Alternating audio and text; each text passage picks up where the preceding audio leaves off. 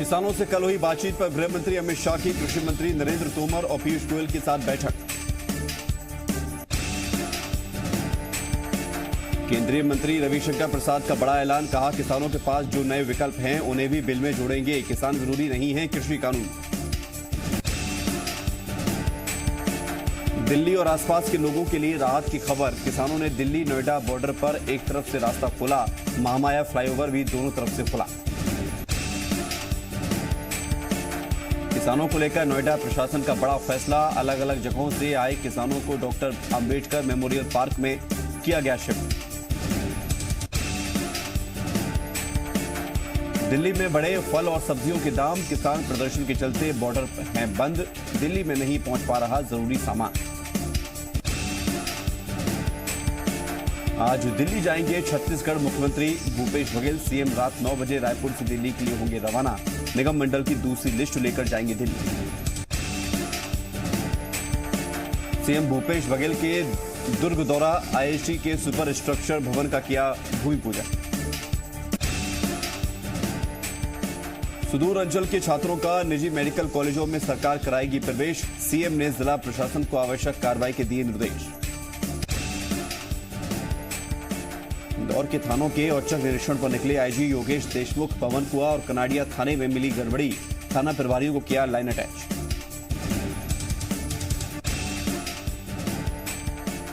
छत्तीसगढ़ में समर्थन मूल्य पर धान खरीदी जारी, पहले दिन 30,446 किसानों ने बेचा धान, 90 लाख मीट्रिक टन धान खरीदी का है टारगेट। रायसेन में धान की सही कीमत नहीं मिलने से किसान परेशान, किसानों का मंडी प्रबंधन पर धान को औने पौने दामों पर नीलाम कराने का आरोप।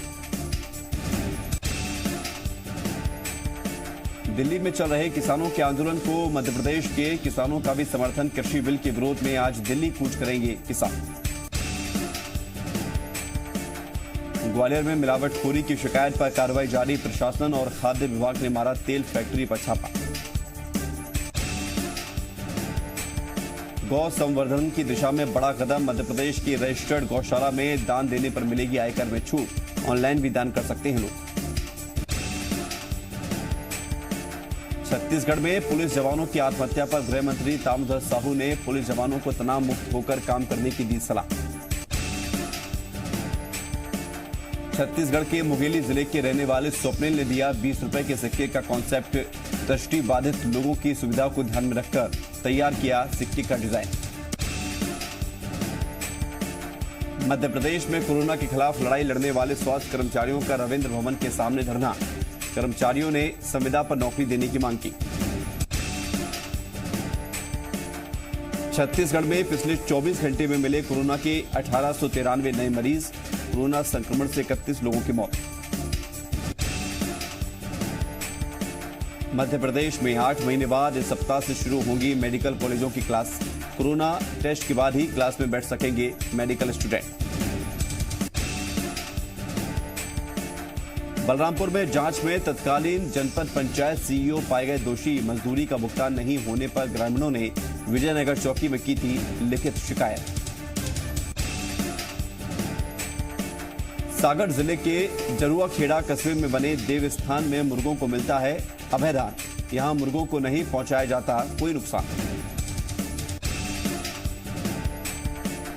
मंडला में हुए 2 अलग अलग सड़क हादसों में 4 लोगों की मौत, 2 युवक गंभीर रूप से घायल, इलाज जारी।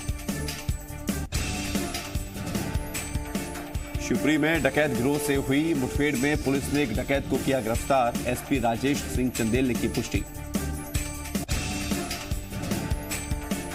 निवार के बाद अब चक्रवात बुरेवी की दस्तक, तमिलनाडु और केरल में अलर्ट, तटीय इलाकों पर एनडीआरएफ की टीमें तैनात।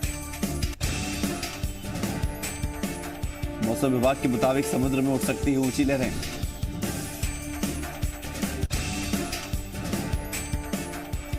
बुरेवी चक्रवात के चलते दक्षिण तमिलनाडु के कई जिलों में भारी बारिश का अनुमान, मौसम विभाग ने दी जानकारी। एलएसी पर ठंड से बेदम हुए चीनी सैनिक, ठंड के सामने 24 घंटे में बॉर्डर छोड़ने को मजबूर चीनी सैनिक। ब्रह्मपुत्र नदी पर चीन की चाल को नाकाम करने की तैयारी में भारत, अरुणाचल प्रदेश में भारत बनाएगा बड़ा जलाशय। बलूचिस्तान के शैक्षणिक संस्थानों में पाकिस्तानी आर्मी के दखल पर बवाल, क्वेटा के सड़कों पर उतरे छात्र।